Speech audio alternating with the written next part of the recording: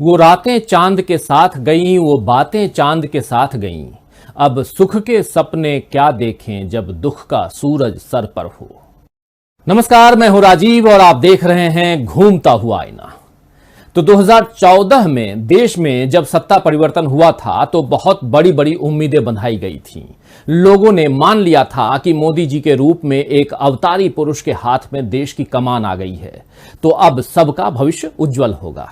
भाजपा ने लोगों के इसी भरोसे को अच्छे दिन का नाम दिया था। इस अच्छे दिनों में कुछ खास बातें शामिल थीं, जैसे महंगाई दूर हो जाएगी, बेरोजगारी का नामो निशान मिट जाएगा, भ्रष्टाचार खत्म हो जाएगा, विदेशी बैंकों में जमा काला धन वापस आ जाएगा, महिलाएं सुरक्षित हो जाएंगी, भारत विश्व शक्ति और विश्व गुरु दोनों का दर्जा पा लेगा और संघ यानी आरएसएस के लक्ष्य के मुताबिक अखंड भारत की स्थापना होगी।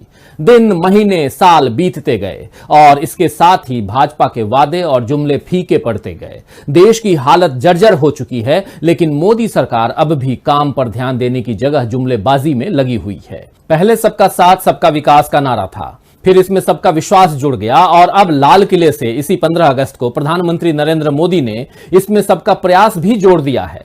सबका साथ, सबका विकास, सबका विश्वास और सबका प्रयास के बाद अब अगला नंबर हो सकता है कि सब उदास आएगा, क्योंकि देश में फिलहाल हालात ऐसे ही हैं दोस्तों कि हर तरफ उदासी छा रही है।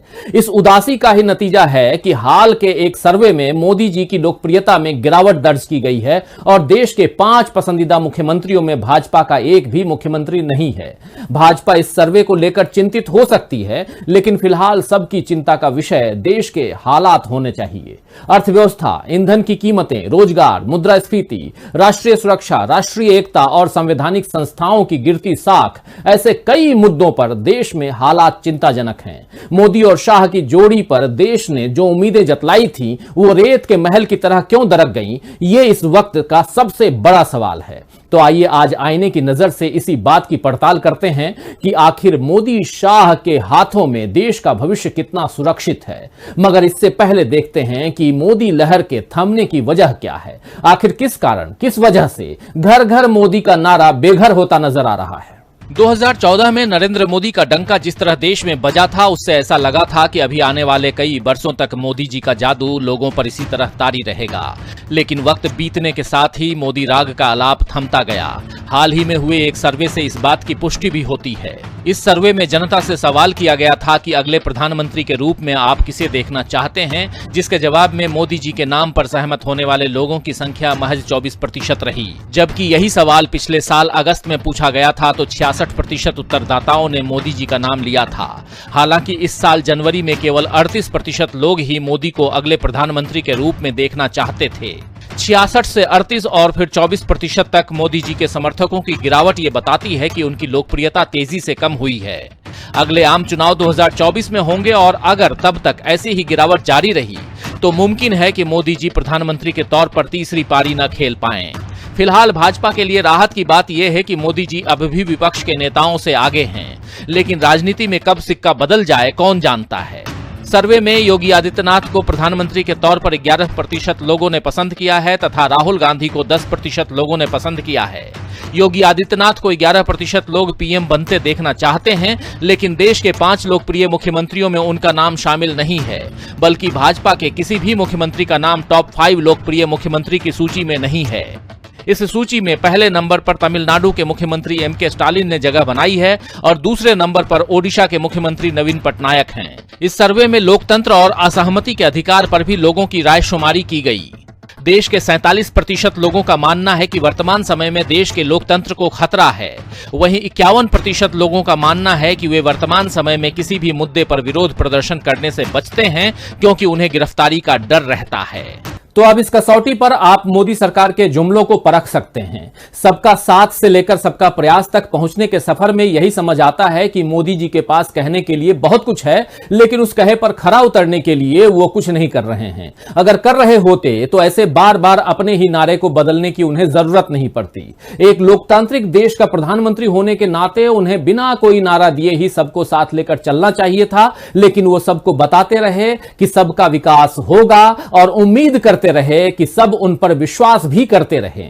लेकिन अब इस विश्वास में कहीं ना कहीं कमी दिख रही है। इसीलिए अब मोदी जी ने अपने नए नारे में, यानी अपने नारे में एक नया शब्द प्रयास यानी सबका प्रयास भी जोड़ दिया है। मगर इस नए नारे ने मोदी सरकार की नाकामी को खोल करके रख दिया है। सब अगर अपने स्तर पर प्रयास करते रहे तब भी अच्छे दिन तब तक नहीं आएंगे दोस्तों, जब तक सरकार भी इसके लिए प्रयास नहीं करेगी। लेकिन फिलहाल सरकार प्रयास करना तो दूर, यह मानने को ही तैयार नहीं है कि देश में कहीं कोई कमी है या सरकार की नीतियों में कोई खामी है। लेकिन देश के हालात और भाजपा का डर चीख चीख के वास्तविकता को उजागर कर रहे हैं।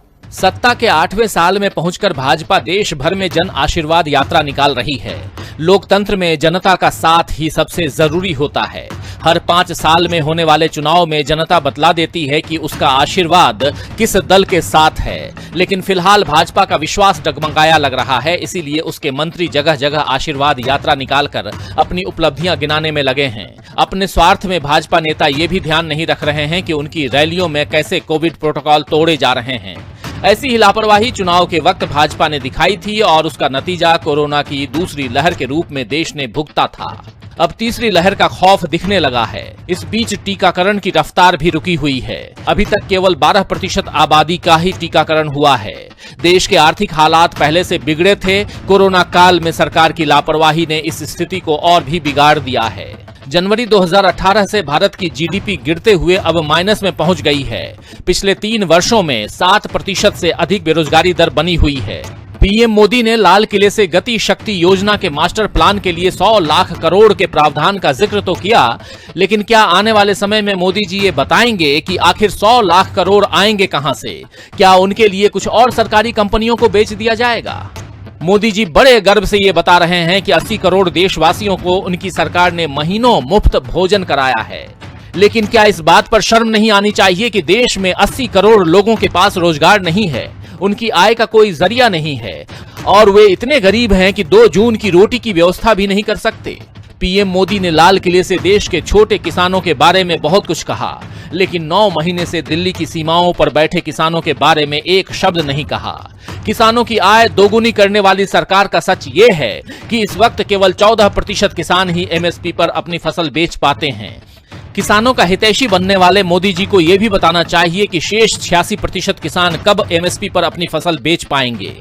तो बेरोजगारों, किसानों और महिलाओं सभी ने बड़ी हसरतों से भाजपा के हाथों देश की कमान सौंपी थी, लेकिन अब उनकी हसरतें कांच के टुकड़ों की तरह उन्हें चुभ रही हैं।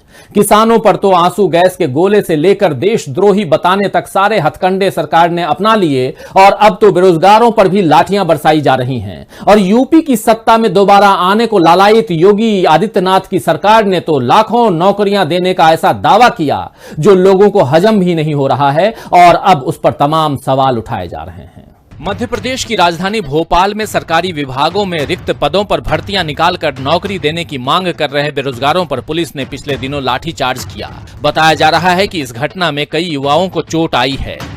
प्रदर्शनकारियों का कहना था कि हर साल सैकड़ों सरकारी कर्मचारी रिटायर हो रहे हैं, लेकिन सरकार उनकी जगह नई भर्तियां नहीं कर रही है। इसी तरह 3 साल पहले शिक्षक पद पर चयनित महिलाएं भी 18 तारीख को भोपाल में बीजेपी दफ्तर पहुंची ताकि वो सीएम शिवराज सिंह चौहान को राखी बांध सकें और नियुक्ति पत्र का तोहफा मांग सकें, लेकिन पुलिस ने उन सभी शिक्षकों को बाहर ही रोक लिया।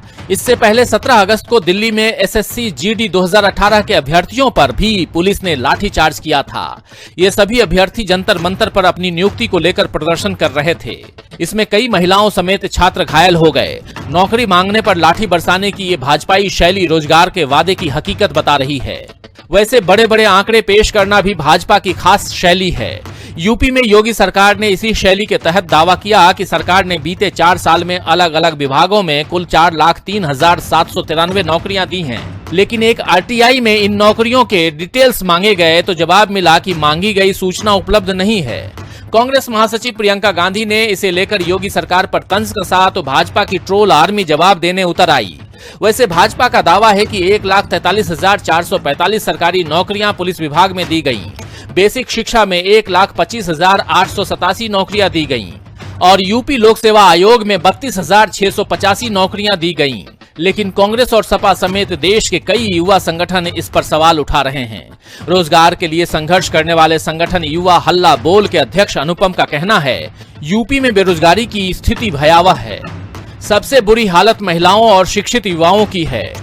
CMIE के अनुसार 2017 की तुलना में स्नातकों में बेरोजगारी दुगुनी हो गई, लेकिन प्रदेश के 28,50,000 बेरोजगारों की पीड़ा समझने के बजाय योगी सरकार झूठा प्रचार कर रही है। वैसे 2019 में राष्ट्रीय सांख्यिकी कार्यालय के आंकड़ों में भी बेरोजगारी में उत्तर प्रदेश सबसे ऊपर बताया गया था। तो रोजगार देने के सरकार के दावे अगर सच्चे होते तो पिछले साल मोदी जी के जन्मदिन यानी 17 सितंबर को देश के नौजवानों को राष्ट्रीय बेरोजगार दिवस का नाम देकर अपना विरोध दर्ज कराने की जरूरत ही नहीं पड़ती। लेकिन लगता है कि सरकार पर ऐसे विरोध और प्रदर्शनों का कोई असर ही नहीं पड़ता है। सरकार को इस बात से भी कोई फर्क नहीं पड़ता है दोस्तों कि महंगाई की मार किस तरह देश के आम आदमी पर पड़ रही है। सोशल मीडिया पर एक जुमला ही चल पड़ा है इन दिनों कि धर्म के नाम पर हम इतने अंधे हो चुके हैं कि 100 रुपए का पेट्रोल, 200 रुपए का खाने का तेल और 900 रुपए की रसोई गैस खरीदने पर भी हम कुछ नहीं बोल रहे हैं। खाना बनाने के लिए इस्तेमाल होने वाली रसोई गैस सिलेंडर की कीमत फिर से 25 रुपए बढ़ गई है, लेकिन पिछले महीने हमने देखा कि इसकी कीमत 834 रुपए थी, अब बढ़कर 859 रुपए हो चुकी है। तेल के दाम बढ़ने से दूध, सब्जी, फल, मांस सब महंगे हो गए हैं और हम खुश हैं कि हिंदुत्व सुरक्षित हाथों में है। धर्म की रक्षा की कीमत देश कैसे चुका रहा है, अब इस पर भी थोड़ा विचार जनता को कर लेना चाहिए और यह भी सोचना चाहिए कि संविधान नाम के धर्म को हम कितना निभा पा रहे हैं। मोदी शाह के भारत में देश की संवैधानिक संस्थाओं और संवैधानिक पदों की साख पर कई सवाल उठे। खास तौर पर CBI जैसी संस्था के राजनीतिक दुरुपयोग पर अक्सर चिंता जताई जाती है। हाल ही में मद्रास हाई कोर्ट ने एक महत्वपूर्ण बात कही कि CBI को CAG की तरह होना चाहिए, जो केवल संसद के प्रति जवाबदेह है।